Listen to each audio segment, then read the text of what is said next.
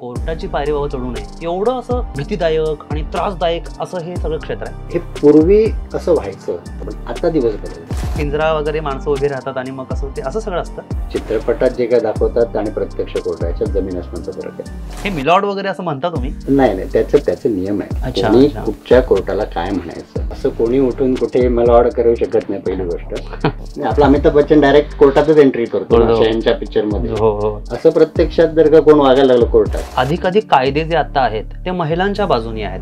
कायदे महिलांसाठी आहेत हे खरं आहे. त्याचा गैरफायदा घेता कामा नये आणि तो घेतला जातो ही पण वस्तुस्थिती. डायव्होर्सचं प्रमाण वाढलंय तर ते खरं आहे. प्रचंड वाढलं. मला असं वाटतं की मॅरेज ही इन्स्टिट्यूटच दिवसेंदिवस तारीख पे तारीख वकील हे वाढवतात मुद्दाम त्यांना पैसे मिळतात म्हणून. हे फिल्मी आहे. हे फिल्मी.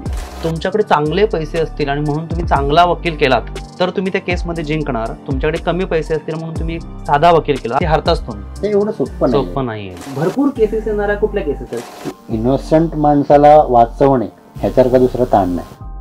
नमस्कार, मी Pradeep Shivgan. Back to basic मध्ये तुम्हा सर्वांचं पुन्हा एकदा स्वागत आहे. खरं तर कोर्ट, केस, वकील यांच्याशी आपला कधीतरी संबंध येतोच. सामान्य माणूस यापासून खरं तर लांब राहतो, पण प्रश्न मात्र खूप असतात की असं झालं तर काय, तसं झालं तर काय, कोर्टात नेमकं काय काय होतंय. कारण आपण फक्त पिक्चरमध्ये बघत असतो. तर या सगळ्या प्रश्नांची उत्तरं आपण शोधायला, चर्चा करायला आपल्यासोबत आहेत तज्ज्ञ वकील advocate Sanket Ghag sir. Ghag sir, back to बेसिकमध्ये तुमचं स्वागत आहे. सर, हा कार्यक्रम तुम्हाला बेसिकली मी थोडा समजावून सांगितला आहे. सामान्य प्रश्नांशी निगडीत आहे. खरं तर कोर्ट, मग सुप्रीम कोर्ट आणि हायकोर्ट ही नावं ऐकूनच आम्ही घाबरतो. हे प्रश्न फार सामान्य असणार आहेत. आता हा विषय निघाला की पहिला सामान्य घरातला प्रश्न असा असतो की कोर्टाची पायरी बाबा चढू नये असं म्हणतात. पण खरंच एवढं असं भीतीदायक आणि त्रासदायक असं हे सगळं क्षेत्र आहे? ही खूप निगेटिव्ह कन्सेप्ट आहे ॲक्च्युली कोर्टांबद्दल. जी परंपरागत वर्षानुवर्ष तुम्ही आत्ता जसं म्हणालात की चित्रपटांमध्ये जे काय दाखवलं जातं किंवा लोकांमध्ये एक मिसकन्सेप्शन ज्याला आपण म्हणतो. आता याला काही कारणं डेफिनेटली आहेत की कोर्टात ज्या काही प्रोसेस असतात, प्रोसिजर्स असतात, त्याची वेळ जातो ही फॅक्ट आहे. पण फायनली ही सगळी जी इन्स्टिट्यूशन आहे ही लोकांना न्याय देण्यासाठी तयार करण्यात आलेली आहे. माणसांनी तयार केलेली आहे. त्याच्यात थोडे फ्लॉज पण असू शकणार, पण मॅक्झिमम प्रयत्न सगळ्यांचे काय असतात की ते जी लोक ज्या अपेक्षेने येतात तो न्याय व्हावा. आणि अशा प्रोसेससाठी जो काही वेळ लागणार तो लागणार. म्हणजे हे खरं तर न्याय मंदिर आहे असं बघितलं गेलं पाहिजेत. पण तिथे शिक्षाच होते आणि वेळच लागतो, त्रास होतो असं. त्यातला दुसरा भाग असा आहे की हे पूर्वी असं व्हायचं, खूप जास्त प्रमाणात व्हायचं. हे कोर्ट प्रकरणांमध्ये खूप जास्त वेळ जातोय. ते जे तारीख पे तारीख वगैरे आहे हे असं लिटिगेशन्स मध्ये खूप व्हायचं. पण आता दिवस बदलले. आता काय झालंय की आता 5 वर्षातलं मॅटर असेल तर इन्स्पेक्शन मध्ये येतं काही वेळेस नाही, म्हणजे मोस्टली येत असते. काही मॅटर्सना प्रायोरिटीज दिल्या जातात. थोडं मी मध्ये सर डिस्टर्ब करून म्हणतो की मॅटर्स म्हणजे काय? मॅटर्स म्हणजे काम. जी केसेस आहेत म्हणजे सिव्हिल प्रकरण आणि क्रिमिनल प्रकरण, दिवाणी आणि फौजदारी प्रकरण आपण मेनली ती पकडूया. तर ही जी कोर्टात प्रकरणं दाखल असतात, तर आता असं आहे की 5 वर्ष झालेली असेल जुनं प्रकरण असेल तर ते एका स्पेसिफिक लिस्टमध्ये येतं की बाबा ह्याला तुम्ही प्रायोरिटी द्या आणि हे काम तातडीने संपवा, काम चालवून, अशा डिरेक्शन दिल्या जातात. आणि आता कुठेतरी कोर्टात तो जो पूर्वी जो काय प्रकार असायचा चाललाय आरामचं सगळं. आता तसं नाहीये. आणि आता नवीन जे काही प्रकार होत आहेत जे म्हणजे लोकांनी समजून घेणं गरजेचं आहे की आता लिगल एड सर्व्हिसेस मध्ये खूप इम्प्रूव्हमेंट झाले आहेत. त्यांचं प्री लिटिगेशन नावाचा एक प्रकार त्यांनी चालू केला आहे की एखादं प्रकरण कोर्टात दाखल करण्यापूर्वीच तुम्ही अर्ज करू शकता, विरुद्ध पक्षकारांना नोटिसेस निघू शकतात आणि ते कोर्टात आपण जसं प्रकरण चालतं त्याच्या आधीच तिथे समेट घडवून ते प्रकरण आपापसात परस्पर सामंजस्याने मिटू शकतं. हे वकील करू शकतात? नाही, हे आमची संस्था करते, न्याय संस्था करते. अच्छा, त्याला प्री लिटिगेशन म्हणतात. सो असे विविध मार्ग आता हे जे काय परंपरागत कोर्टाची पायरी चढू नये आणि माझा प्रश्न पुढे जाऊन असा आहे, मग सामान्य माणसाने करायचं काय? हा की कोर्टाची पायरी जर का चढला नाही तर नॅचरली क्राईम रेट वाढणार. कारण मग तो वाद दिवाणी असो किंवा अजून काय कुठच्याही प्रकारचा वाद असो, शेवटी तो स्वतः जस्टिस करायला गेला हा तर कुठेतरी त्याचं परिवर्तन गुन्ह्यामध्ये होणार. त्यामुळे एक सामान्य प्रश्नाकडे येतो सर. आम्ही म्हणजे बेसिकली मी किंवा मी ज्यांच्याशी गप्पा मारल्या या तुम्हाला भेटायला यायच्या आधी त्यांना विचारलं तर त्यांनी कोर्टच बघितलेला नाही. बरं. पिक्चर मध्ये आम्ही बघतो कोर्ट, तर खरंच ते असं पिंजरा वगैरे माणसं उभी राहतात आणि मग कसं ते असं सगळं असतं? नाही, आधी चित्रपटात जे काय दाखवतात आणि प्रत्यक्ष कोर्ट याच्यात जमीन आसमानचा फरक आहे. अच्छा. आता ज्या स्ट्रक्चरची तुम्ही गोष्ट कराल हा. की पिंजरा, आरोपीचा पिंजरा, हम्म. ह्याच्यात काही प्रमाणात साम्य आहे. अच्छा अच्छा. म्हणजे साक्षीदार जेव्हा येतो तेव्हा त्याच्यासाठी एक स्पेसिफिक जागा ठेवलेली असते, तो तिथे उभा राहतो, वकील लोक समोर उभे राहतात, न्यायाधीश हे नेहमी त्यांच्यासाठी एक मानाचं असं स्थान असतं. ओके. कोर्टरूमचा एक अँबियन्स ठरलेला ठरलं असतो. असतं. हा हा. पण प्रत्येक कोर्टरूमला तसंच असेल असं नाहीये, कारण आता जागा ज्याप्रमाणे कोर्टाची बिल्डिंग उभी आहे त्यामुळे हा काय म्हणतो त्याला आपण कॉस्मेटिक गोष्टी ह्या वेगळ्या. पण मेनली आपल्या चित्रपटांमध्ये आणि ह्याच्यात जो काय फरक असतो तो काय की चित्रपटात कोणी उठतो, आर्ग्युमेंट काय करायला लागतो, मध्ये उलट तपास काय करतो, मग मध्येच कोण तो मागून कोणतरी उभा राहतो, मिलॉर्ड मेरी बात सुनो, हे असलं कधी कोर्टात अलाउड पण नसतं आणि होत पण नाही. एकदम बालवत प्रश्न विचारतो, हे मिलॉर्ड वगैरे असं म्हणता तुम्ही? नाही, त्याचे नियम आहेत. कोणी कुठच्या कोर्टाला काय म्हणायचं, ओके, हे त्याचे नियम आहेत. हे हायकोर्ट, सुप्रीम कोर्ट इथे ते कसं ऍड्रेस करायचं याचे नियम आहेत. युअर लॉर्डशिप कुठे म्हणायचं, कोणाला म्हणायचं. माय लॉर्ड हे ब्रिटिश काळापासून चालत आलेलं असल्यामुळे ते पूर्वी म्हटलं जायचं. सो असं कोणी उठून कुठे मला लॉर्ड करू शकत नाही, पहिली गोष्ट. आणि एस्पेशली आपल्या चित्रपटात जे काय दाखवतात तेवढं भयानक दाखवतात. आपला अमिताभ बच्चन डायरेक्ट कोर्टातच एंट्री करतो शहनच्या पिक्चर मध्ये, किंवा ते दामिनीमध्ये सनी देओल वगैरे तो डायरेक्ट चड्ढा वगैरे जे काय फाईट, हे सगळं एंटरटेनमेंट पर्पज साठी ठीक आहे. असं प्रत्यक्षात जर का कोण वागायला लागलं कोर्टात तर कोर्ट पण नोटीस काढेल आणि बार काउन्सिलकडनं पण ऍक्शन होईल त्यांच्यावर. आता खरं तर मगापासून तुम्ही बोलता बोलता किंवा मी सुद्धा चित्रपटांची उदाहरणं दिली, तर त्याला संलग्न म्हणून प्रश्न विचारतो की चित्रपटांमध्ये आता जी काही हिंसा दाखवली जाते किंवा काही आयडियाज दाखवले जातात, खून कसे केले, खून कसे पचवायचे म्हणून, किंवा कसं पोलिसांनाच आपण गंडवलं वगैरे, या सगळ्याचा परिणाम गुन्हेगारीवर होतोय असं तुम्हाला वकील म्हणून वाटतं? आता रत्नागिरी सारख्या ठिकाणी जर का आपण विचार केला तर मला असं वाटत नाही की ऑनेस्टली एवढा काय त्याचा ह्या गोष्टींचा परिणाम अशा प्रकारे इकडे काय गुन्हेगारी वाढली आहे किंवा असे कुठे ते बाबा काय गुन्ह्याचे स्वरूप आहे. पण मेट्रोपॉलिटन सिटीज आहेत आणि आता सगळ्यात वरिंग फॅक्टर एवढाच आहे की ती जी लहान मुलं आहेत त्यांना कशाचीच माहिती नसते.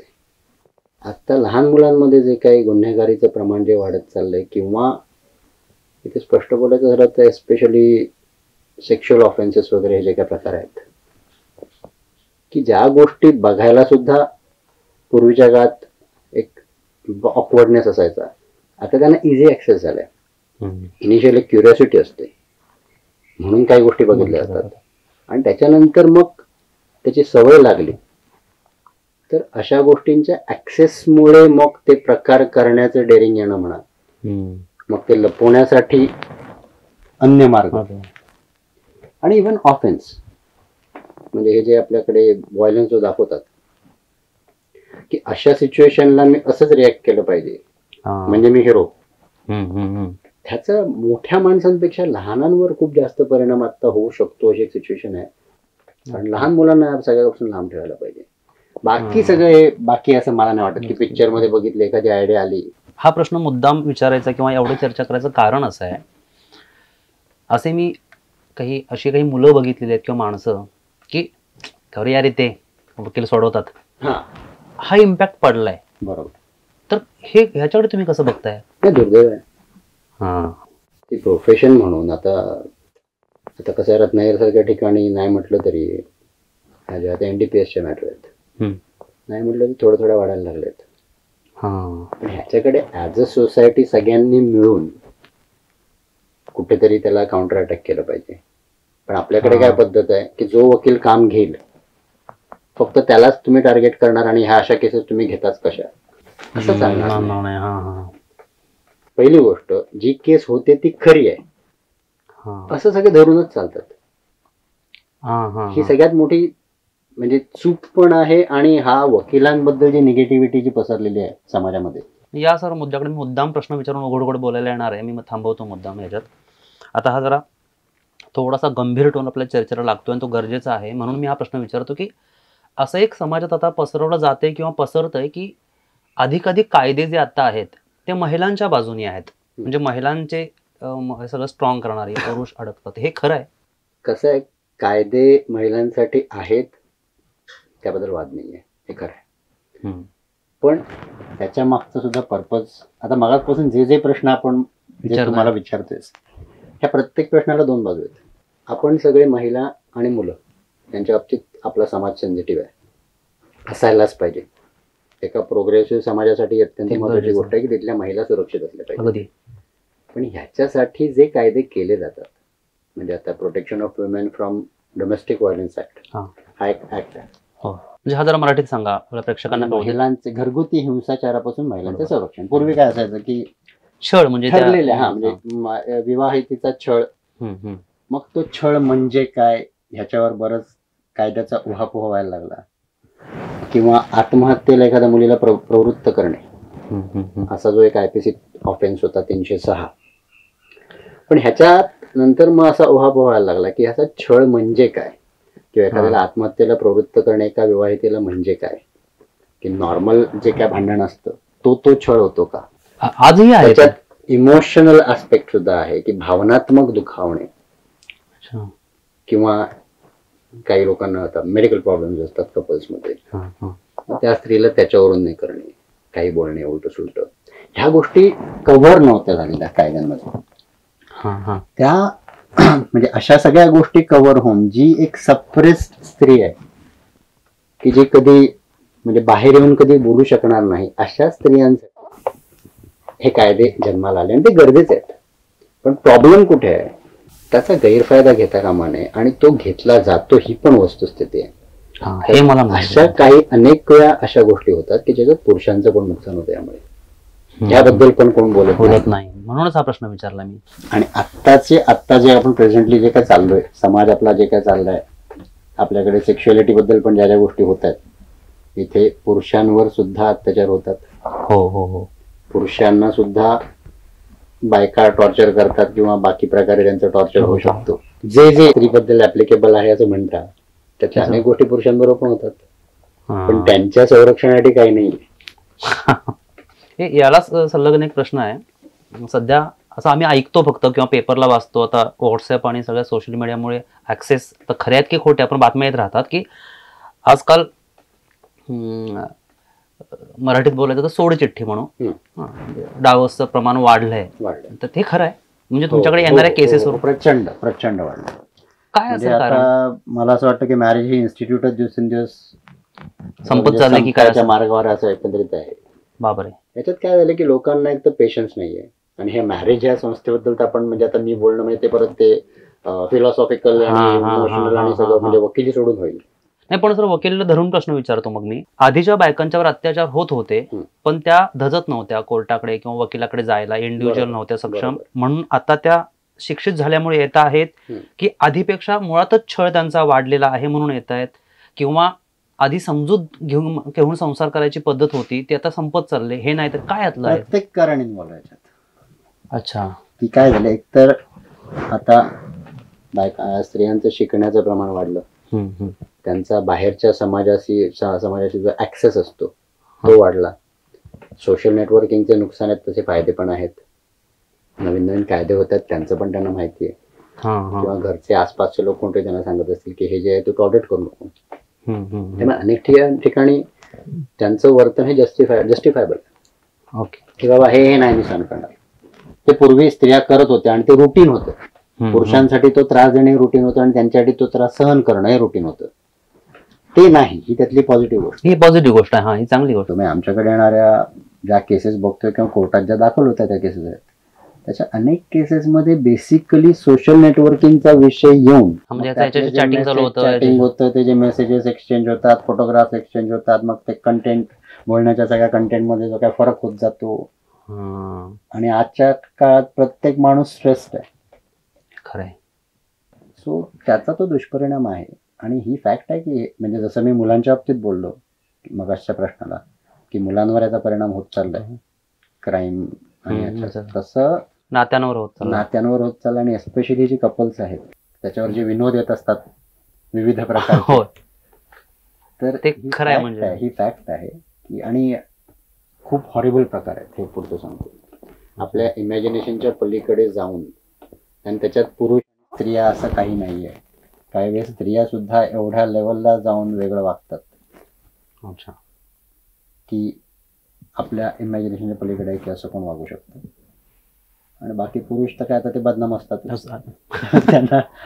सर आताच आपण बदनाम असतात या अर्थाने एंड केला या वाक्याचा. याच अर्थाने मी तुम्हाला या क्षेत्राबद्दल थोडंसं विचारतो की आपण मगाशीच म्हटलं बघा फिल्म तारीख पे तारीख तारीख पे तारीख असं ते फिल्ममध्ये तर ऐकतोय, प्रत्यक्षातही बघतो की साध्या साध्या केसेस म्हणजे आम्हाला ज्या साध्या वाटतात की किरकोळ आहेत तशा तो 2-4 वर्ष, मोठ्या मोठ्या केसेस 15 वर्ष 50 वर्ष अशा केसेस चालतात. हा जो वेळ लागतो केसेस सॉल्व्ह करायला, याला जबाबदार कोण नेमकं? म्हणजे मुद्दाम प्रश्न विचारतो उघड तुम्ही वकिलीत एवढे वर्ष काम करताय म्हणून, की वकील हे वाढवतात मुद्दाम, त्यांना पैसे मिळतात म्हणून, असं सगळं आहे. हे फिल्मी आहे, हे लक्षात ठेव, हे फिल्मी आहे. हे काही प्रमाणात होत असणार. मी जसं मगाशी सांगितलं की तुम्ही कुठचंही फील्ड द्या, काही ठिकाणी फक्त पैसा जनरेट कसा करणार अशी मंडळी असते. म्हणजे मुंबईमध्ये सुद्धा फर्म्स आहेत वेगवेगळ्या. काही फर्म्स आहेत त्यांच्याकडे असं बोललं जातं की नाही यांच्याकडे म्हणजे ते मेनली आधी पैसा कसा जनरेट होणार असं बघतात. काही फर्म्सचं रेप्युटेशन असं आहे की त्यांचं काम एक्सलंट आहे, तुम्हाला 100% तसंच आहे. म्हणजे वकिलीच्या बाबतीत सुद्धा ह्या मिसकन्सेप्शन लोकांनी क्रिएट केलेल्या आहेत.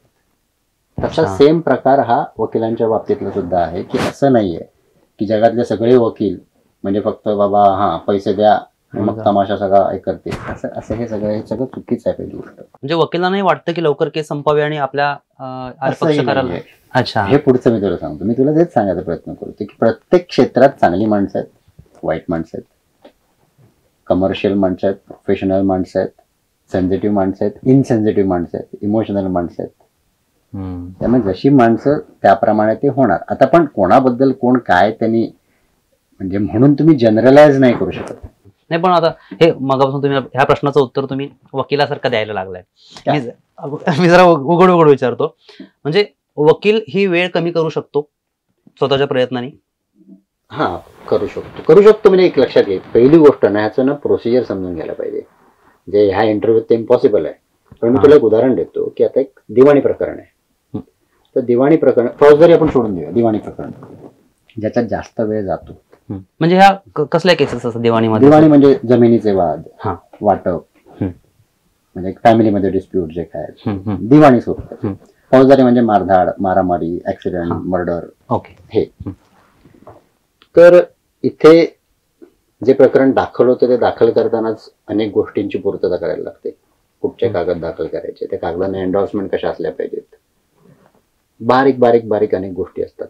म्हणजे दाखल करताना त्याला आधी पहिली गोष्ट खूप शांतपणे संयमाने सगळं प्रॉपर दाखल करायला लागतं. आणि त्याच्यानंतर आता धरून चला की एका कुटुंबात पणजवापासूनची प्रॉपर्टी आहे, तर किती सदस्य असणार तुम्ही इमॅजिन करा.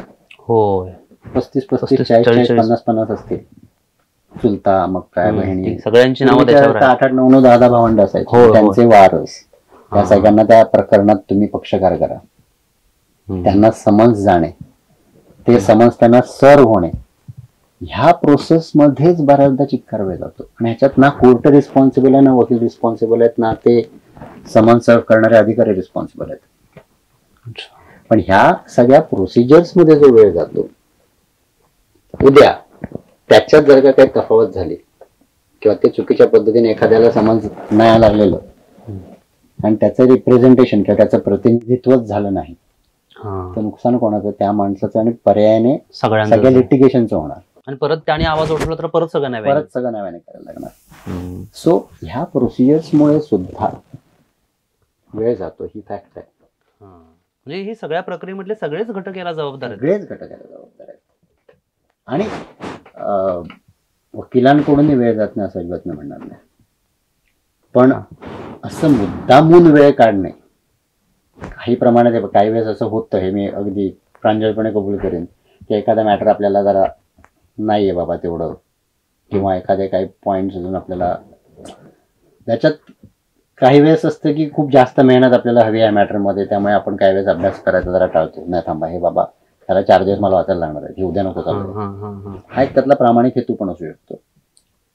काही वेळेस असंही त्याच्यात असू शकतं की नाही, हे जरा इथे टाइमपासच करूया, म्हणजे काय कदाचित विरुद्ध पक्षकार तडजोडीला येईल.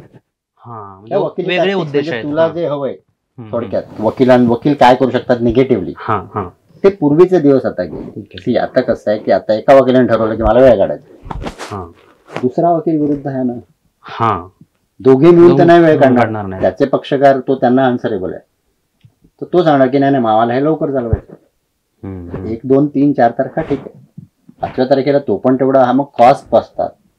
काही वेळेस कोर्ट म्हणजे न्यायाधीश महोदय ऍडव्हर्स ऑर्डर पास करतात, ते एवढं सोपं नाही. असं की पैसे दिले वकिलाला की वाचवता 5-10 वर्ष तो काय बरोबर काय ते करणार, असे ते दिवस नाहीत. आणि हे सगळं मिसकन्सेप्शन आहे. असा इनजस्टिस ऍक्च्युली होत नाही. आता मिसकॉन्सेप्ट किंवा आपण म्हणू की जे ऐकायला मिळतं किंवा जी वकिलांबद्दलची एक बाजू आम्हाला ऐकायला मिळते, त्यात एक असं आहे की तुमच्याकडे चांगले पैसे असतील आणि म्हणून तुम्ही चांगला वकील केलात तर तुम्ही त्या केसमध्ये जिंकणार. तुमच्याकडे कमी पैसे असतील म्हणून तुम्ही साधा वकील केला आपल्या भाषेत, तर कितीही चांगली तुमची केस असू देत तुमच्या बाजूनी, ते हरताच तुम्ही. हे खरं आहे? नाही, हे ऍब्सोल्युटली चुकीचं आहे. पहिली गोष्ट, असं जर का असतं तर मग काही ठराविक वकिलांनीच फक्त वकिली केली असती आणि साधे वकील बिचारे त्यांनी वकिली केलीच नसती. तसं अजिबात नाहीये. पहिली गोष्ट, वकिली यशस्वी होणं हे त्या वकिलाच्या हुशारीवर अवलंबून असतं, त्याच्या मेहनतीवर अवलंबून असतं. कोण किती कोणाला पैसे देतं आणि म्हणून लगेच तो वकील लगेच मॅटर जिंकतो असं नाहीये. कारण किती हुशार वकील असला तरी त्याने कायदा बरोबर सांगायला पाहिजे. त्याने त्याच्या हुशारीचा गैरवापर चालू केला, धरून चालूया आपण. एक मोठा वकील आहे जो चिक्कार पैसे घेतो, त्याने असा कॉन्फिडन्स दिला लोकांना की मी तुमच्या बाजूने करतो चला. पण कोर्टासमोर सांगताना ज्या घटना आहेत, ज्याला आम्ही फॅक्ट्स म्हणतो, त्या आहेत, त्याच्या बाहेर तो वकील जाऊ शकत नाही. बरोबर. आणि जो कायदा आहे तर तो वकील आपल्या बुद्धिमत्तेने तो काही कायद्याने बदलू शकत नाही. जे आहे तो फसवण्याचा प्रयत्न करेल असं आपण धरून चालूया. त्याची हुशारी मॅक्झिमम वापरायचा आहे, पक्षकारांकडून त्याने बरेच पैसे घेतले, कदाचित तो फसवण्याचा प्रयत्न करेल. पण म्हणून त्याच्या बाजूने ते होईल हे अत्यंत चुकीची कन्सेप्ट आहे. आणि आता तुम्हाला सांगतो, लिगल एडमध्ये अनेक नवीन मुलं आहेत की जेव्हा जे गरीब पक्षकार आहेत त्यांच्यासाठी लिगल एड त्यांना वकील प्रोव्हाइड करतं. ह्या लॉजिक प्रमाणे लिगल एडचे वकील कधीच जिंकणार नाही. लिगल एड म्हणजे जी गोरगरिबांना मदत करताय, म्हणजे तुमच्याकडे आता वकील कोर्टाकडून एक वकील दिला जातो. बरं, जसं मी मागाशी प्री लिटिगेशन म्हणजे पैसे घेत नाहीत. नाही, ते पैसे घेत नाहीत. त्यांना म्हणजे शासन म्हणा, आपली सिस्टीम म्हणा, आणि आपली एस्पेशली म्हणजे ही जी लिगल सिस्टीम आहे यांच्याकडून त्यांना एक वकील प्रोव्हाइड केला जातो. अच्छा. तिथे पैशाचा प्रश्नच येणार नाही. आणि ते असं उगाच नावाला उभे राहिले तसं तर काय होत नाही. ओके. आणि काही झालं तरी न्यायाधीश जे आहेत आणि सगळ्यात शेवटी ह्या सगळ्या सिस्टीमचे प्रमुख वर न्यायाधीश बसलेले असतात. त्यामुळे ह्या सगळ्या कोर्टाबाहेरच्या सामान्य माणसाच्या मिसकन्सेप्शन्स आहेत. आणि दुर्दैवाने असे अनुभव पण लोकांना आले असते, मी नाही म्हणत नाही. काय होणार आहे की आता माझ्या प्रत्येक प्रश्नाला लोक मला जज करणार. ते म्हणणार की ह्याला काय जाते बोलायला, कोर्टात वेळ जात नाही का, हे काय सांगतात. त्यांच्या जागी ते पण बरोबर आहेत. मी इथेच तुम्हाला सांगतो की काही लोकांना तसे अनुभव आलेले असणार, कटू अनुभव आलेले असणार. फक्त केस मांडण्याची पद्धत, ड्राफ्टिंगची पद्धत आणि एक तो एका सक्सेसफुल वकिलाचा एक ऑरा असतो वेगळा. मुंबईसारख्या ठिकाणी सांगतो मी, आपल्याकडे सगळे साधं सरळ चाललेलं असतं. पण मुंबईला ते आहे की काउन्सिल, मग त्यांच्याबरोबर 4, 5, 7, 10, 15 ज्युनियर्स आणि मग ते सगळं इम्प्रेशन. पण म्हणून लगेच हायकोर्ट लगेच असं काय अरे बापरे हे आलेत म्हणजे हे बोलणे हे चुकीचं बोलू शकत नाहीत असं कुठचाही न्यायाधीश कधीही कुठच्याही वकिलाला एवढा इम्पॉर्टन्स पण देत नाही. रिस्पेक्ट देणे म्युच्युअल हा विषय वेगळा. सर, याला धरून एक प्रश्न सामान्य विचारतो, तुम्हाला नाही आवडला तर नाही उत्तर देणार म्हणून सांगा. ऑरा यावरून कुठल्याही वकिलाच्या केबिन मध्ये मी जातो ना, तशी सगळी पुस्तकं दिसतात हे बघा. हे बघून आम्ही घाबरतो किंवा एकतर इम्प्रेस होतो. तर हे खरंच तुमच्या उपयोगाचे असतात की हे फक्त इम्प्रेशन साठी लावलेले असतात, काय म्हणजे? आता हे जे आमच्या, आता तू या ऑफिसबद्दल बोलत असशील, तर ही माझ्या वडिलांपासूनची लायब्ररी आहे. अच्छा. म्हणजे मी ती त्याच्यात आता मला जसं जमेल तसं ऍड करतो, पण आता जागा नाहीये, असं ऑफिस भरलेलं आहे. म्हणजे ही वापरायला येऊ शकतात हे कधी? सगळी वापरायला येऊ शकतात. आणि ह्याच्यात जे AIR म्हण किंवा जे क्रिमिनल लॉ जर्नल आहे ते जे काय आहेत, हे ज्याला आपण निवाडे म्हणतो विविध कोर्टांचे, ते निवाडे ह्याच्यात अंतर्भूत आहेत. बऱ्याच लोकांना असं समजत होतं की सगळी पुस्तकं आम्ही वाचलेली आहेत शब्द. हो. तसं त्याची पहिली गोष्ट नाही आहे. जे कायदे आहेत त्याच्याबद्दल एखादा मॅटर जेव्हा येतं आपल्याकडे, म्हणजे तू मागाशी आता म्हणलास की महिलांच्या संदर्भातला एक कायदा आला नवीन किंवा जुना, त्या संदर्भात जे जे काही पुस्तकं आहेत त्याचा आपण अभ्यास करतो. की जसं दिवाणी प्रकरण आलं तर CPC आहे, त्याच्यात अनेक प्रोव्हिजन्स आहेत की आपण जेवढं वाचू तेवढं कमी असतं. समोर कोणतरी नवीन वकील आला तो आपल्याला अक्कल शिकून कधी जाईल कळणार नाही. किती तुमची प्रॅक्टिस असो, किती तुम्ही सक्सेसफुल असा नसा, ह्याचा काही संबंध नसतो. एखादी प्रोव्हिजन जी कधी आपण एरवी हाताळलेली नाहीये, ती पहिल्यांदा कधी कधी येते 25 वर्षानंतर वकिलीच्या किंवा 30 वर्षानंतर सुद्धा. असे विविध कायदे आहेत, विविध प्रोव्हिजन्स आहेत, केस लॉज विविध आहेत. तुम्ही अभ्यास कराल तेवढा कमी आहे. आणि कधी असं समजू नये कोणी की मला सगळं कळतं, अशा वेळेस त्या पुस्तकांचा उपयोग होतो. आता अनेक वेगळ्याच प्रकारचे गुन्हे न ऐकलेले प्रचंड सेन्सिटिव्ह असे कानावर पडत असतात, विशेषतः लहान मुलांच्या बाबतीतचे अब्युसिंगचे किंवा मुलींच्या बाबतीतले किंवा क्रूर असे सगळे. ते अर्थातच प्रचंड त्रास देणारे वाईट गुन्हे आहेत. पण त्या प्रत्येक गुन्ह्याच्या वेळी समाजाकडून किंवा लोकांकडून फास्ट ट्रॅकमध्ये चालवा, फास्ट ट्रॅकमध्ये पटकन निर्णय पाहिजेत असे एक आवाज उठवला जातो प्रत्येक वेळी. आणि मला सामान्य म्हणून तो गरजेचा वाटतो. वकील म्हणून तुम्ही याच्याकडे कसं बघताय? नाही, असे फास्ट ट्रॅक कोर्ट झालीच पाहिजेत, माझं पण असं प्रामाणिक मत आहे. की आमचं प्रोफेशन काय आहे, आम्ही कुठच्या बाजूतर्फे लढतोय हा विषय वेगळा आहे. आता माझ्याकडे कोण एखादा पक्षकार आला तर त्याची केस नाकारण्याचा मला कितपत हक्क आहे आमच्या नियमांप्रमाणे, हा विषय वेगळा आहे. तो सामान्य आणि तो नेहमीच एक कॉन्फ्लिक्ट आहे वकिलांमधला. ह्यांना काय, ह्यांना पैसे दिले की कुठे उभे राहतात, हा आता मी ते आपण एक्सप्लेन नाही करू शकत. अशा ठिकाणी फास्ट ट्रॅक कोर्ट्स होणं, त्याला इम्पॉर्टन्स दिलाच पाहिजे. आणि मला दुसरं अजून पुढचं सजेशन आहे की ह्याच्या केसेसच्या बाबतीत एस्पेशली आता महिला ज्या आहेत, खूप सक्षम आपल्याकडे महिला होत चालल्या आहेत, वकिलांमध्ये महिलांचं प्रमाण खूप वाढत चाललं आहे. सो अशा ज्या विक्टिम्स असतात, म्हणजे ज्या महिलांच्या अत्याचाराच्या संदर्भात, त्याच्यात स्पेशल महिला सरकारी वकिलांना अपॉइंट करायलाही हरकत नाही आहे. तेवढा त्यांचा कम्फर्ट लेवल वाढतो महिलांचा, त्यांना कॉन्फिडन्स येतो आणि त्यांच्या आपापसातला एक रॅपो असतो. म्हणजे पुरुष काय मदत करत नाहीत अशातला विषय नाही आहे. किंवा मी ते ह्याने जनरलाइज मी हे नाही करत आहे, पण सांगतोय की पोक्सो कोर्टांमध्ये सुद्धा आता जर का तुम्ही कधी आलात कोर्टात तर लक्षात येईल की तिथे मुलांच्या कोर्टांमध्ये आरोपी दिसणार नाही. तो एका पर्टिक्युलर ठिकाणी बसलेला असेल, त्याचं ते जो ज्याच्यावर काही प्रकार झालाय तो त्याला बघू शकणार नाही. किंवा तिथला ॲम्बियन्स जर का बघितला तर भिंती वेगवेगळ्या, त्याच्यात चित्र असतात, रंगवलेले असतात, ते त्यांना कम्फर्टेबल करतात. तर ह्या दृष्टीने ते कम्फर्टेबल त्यांना फील करण्यासाठी सुद्धा तसे आता म्हणजे प्रोव्हिजनच यायला लागले आणि कोर्टाच्या स्थापना तशा व्हायला लागल्यात. त्यामुळे फास्ट ट्रॅक कोर्ट होणं ही आत्ता काळाची गरज आहे. आपली चर्चा थोडीशी गंभीर व्हायला लागली. अर्थात हे गंभीरच विषय आहे, त्याला लाईटली घेऊन सांगणार नाही. तर पुन्हा एकदा सुरुवात जिथून केली तिथे येऊया. शेवटचे काही प्रश्न माझे उरलेले आहेत. सगळ्यात महत्त्वाचे कोकणाशी निगडीत. बरोबर, ह्या कार्यक्रमामध्ये अनेकदा कोकणाशी निगडीत मुद्दे येतात. तर लाईटली प्रश्न विचारतो तुम्हाला, लाईटली तुम्ही उत्तर द्यावं की कोकणात सर्वसामान्य गावातून, कुटुंबातून किंवा असे भरपूर केसेस येणाऱ्या कुठल्या केसेस आहेत, कुठल्या प्रकारच्या? जेवढ्या केसेस मी वकील झाल्यानंतर बघितल्यात आजपर्यंत, एस्पेशली आपल्याकडे जे उत्सव असतात, शिमगा, तेव्हा मान पालखी कुठे येणार, ती कुठे बसणार, मग ह्यांनी ते देवधर्म करताना आम्हाला अडवलं, ह्या वाडीने पहिला मान ह्यांचा. इथून डिस्प्यूट्स खूप जास्त क्रिएट झालेले आतापर्यंत माझ्या पर्सनल एक्सपिरियन्स मधून बघितले. वाडीत माणसांमध्ये हे अजून आहे, हे अजून आहे. आणि ते जोपर्यंत हे सोकॉल्ड मानकरी आणि ही जी काय मोठी जी जुनी पिढी आहे गावातली, जी स्वतःला भयंकर तज्ञ समजतात म्हणा, किंवा ते एक्सपिरियन्स त्यांच्याकडे आहे याबद्दल वाद नाही मला, काय त्यांना असं. पण मानापमान हा मुख्य मुद्दा आहे खरं तर. मानापमान हा मुख्य मुद्दा, आणि याच्यात यंगस्टर्स किंवा जे तरुण लोक आहेत ना, हा. तर त्यांनी याच्यात पुढाकार घेणं सुद्धा गरजेचं आहे.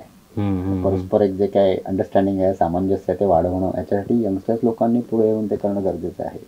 पण ही सुरुवात असेल, ठिणगी पण पडते इथं असं आणि ते परत जे मग काय मानापमान असतात, आपल्याला कळतं की अरे हे कशाला चुकीचं आहे, तू पहिलं दिलं असतं दुसऱ्याने दिलं, तेवढं काय, देव सेवासाठी सगळे समान आहेत. पण हे आपण जेवढं कॅज्युअली घेतो ते घेत नाही, आणि त्यांच्या त्या रिझन्स असू शकतात, हे तुला म्हणतो. पण आपण तिथे नाही होत.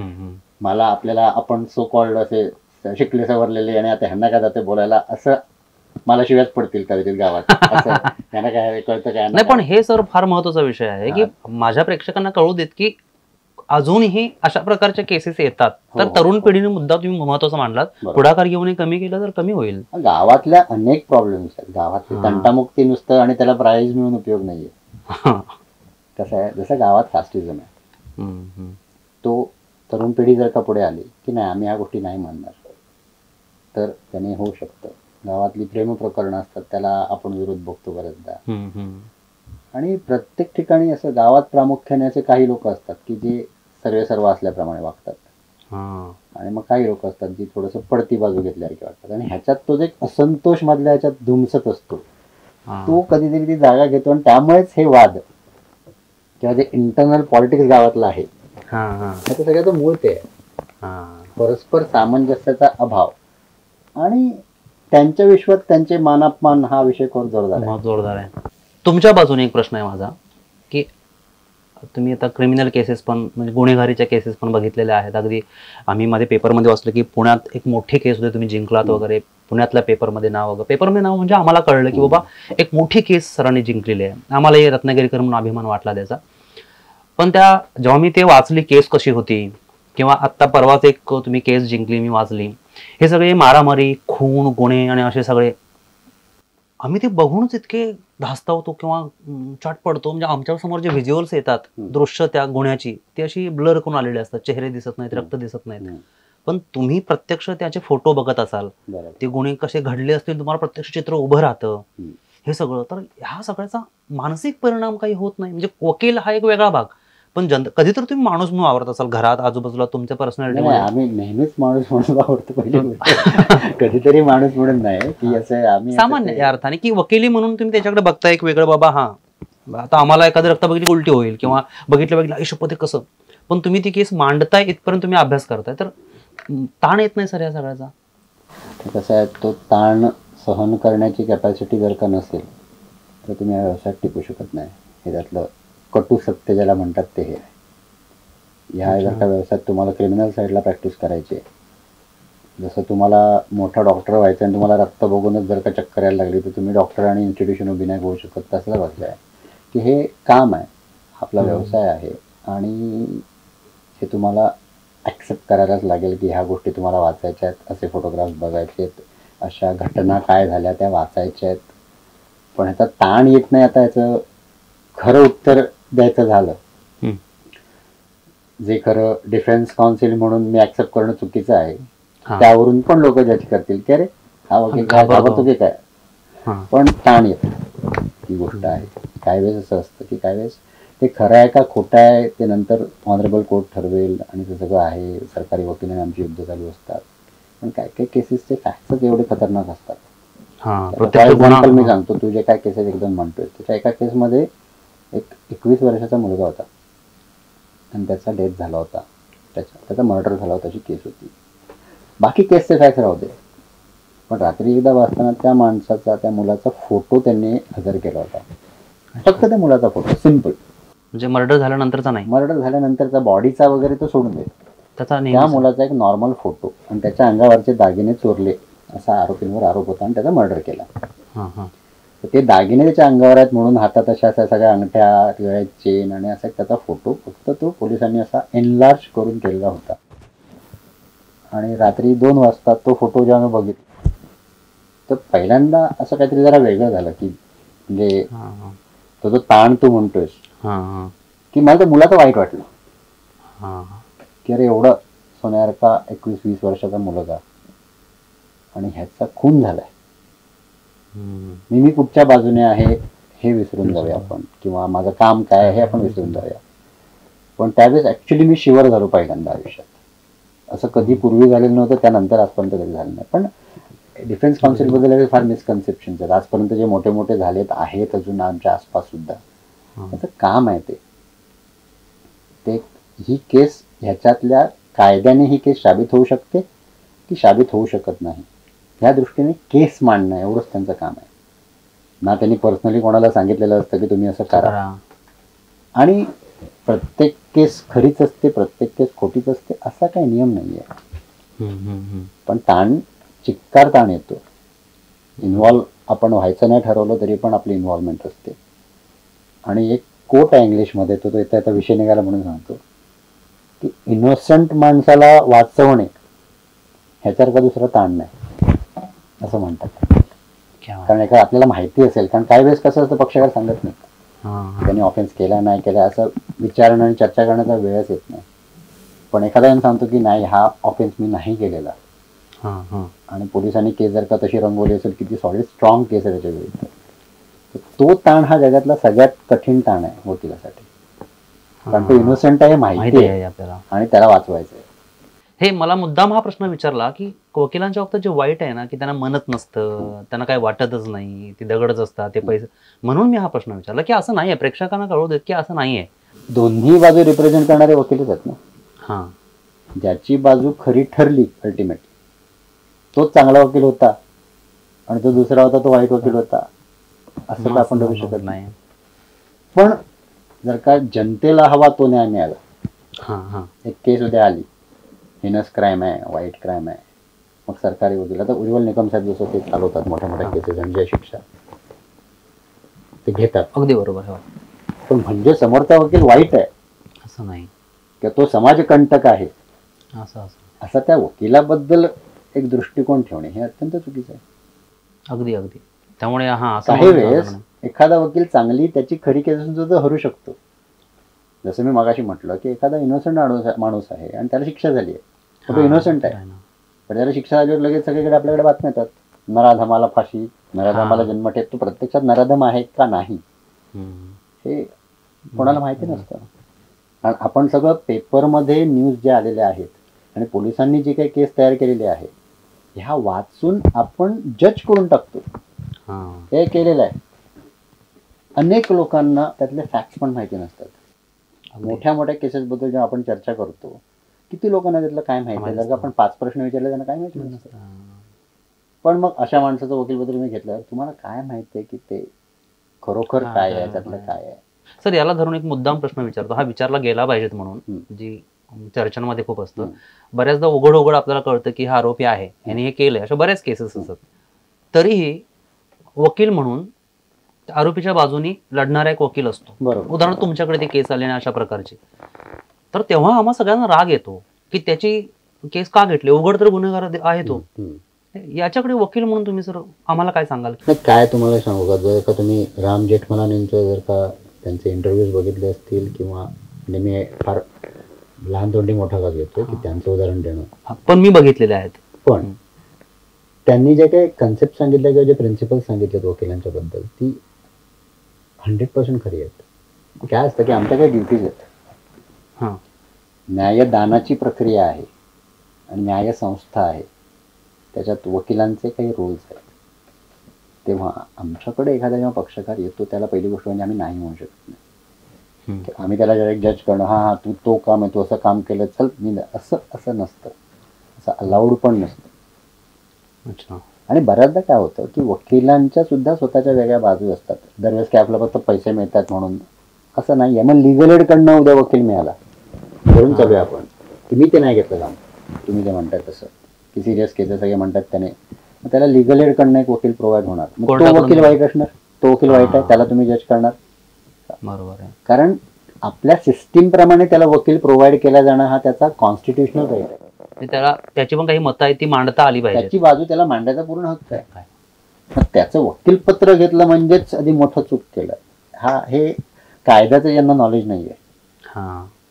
आणि त्यांना दोष वगैरे मी काय देत नाहीये, पण वकील हे जे काही कायम टार्गेट केले जातात ह्याच्याबद्दल थोडीशी जागरूकता गरजेची आहे.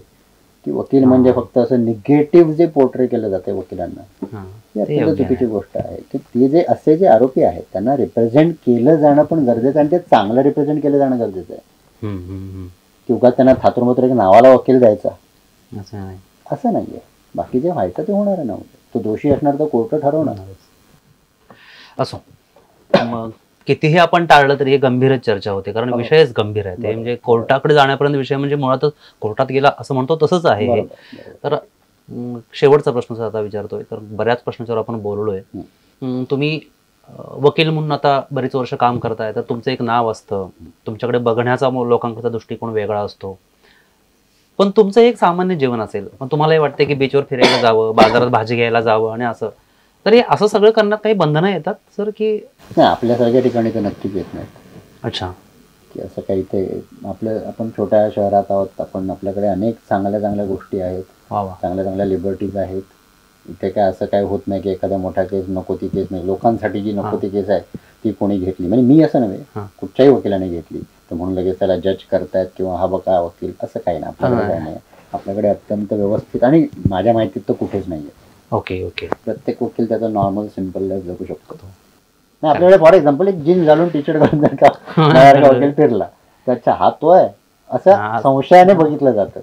माझं दुखणं सांगतो. म्हणजे मी बाईकवर फिरायला गेलो कुठे, हा तो आहे बरोबर, परवा नाव आलं होतं तो हा वकील आहे असं अजूनही बघितलं जातं. जे ओळखतात ते ओळखतातच. आणि असं त्यामुळे म्हणजे वकिलांबद्दल मजा म्हणून सांगतो की एक सिनियर वकील आहे, तर मग जनरली ते असं असतं की तो सगळे केस पांढरे, मग त्याची थोडी मिशी, पोटबीट सुटलेलं, गंभीर तरकटलेला, असं असे एक इमेज तयार केलेली असते लोकांनी. क्या बात आहे. ठीक आहे सर, मजा आली फारच. म्हणजे खरं तर मजा आली म्हणण्यापेक्षा एक वेगळी बाजू आम्हाला कळाली या सगळ्या प्रश्नांमधून. तर मंडळी, वकील, कोर्ट, केस या बाबतीत आपण जी चर्चा करतो त्याच्या पलीकडे खूप आहे. खरं तर आपण घाबरायला नको, किंवा काय काय वेगवेगळे मुद्दे तुम्हाला या मुलाखतीतून नक्कीच कळले असतील. तुमचे अजूनही काही प्रश्न असतील तर नक्कीच तुम्ही कमेंटमध्ये विचारा. या मुलाखतीमध्ये काय काय जे विचारलं गेलं त्याबद्दल काही तुम्हाला सांगायचं असेल तर नक्की कमेंट करून कळवा.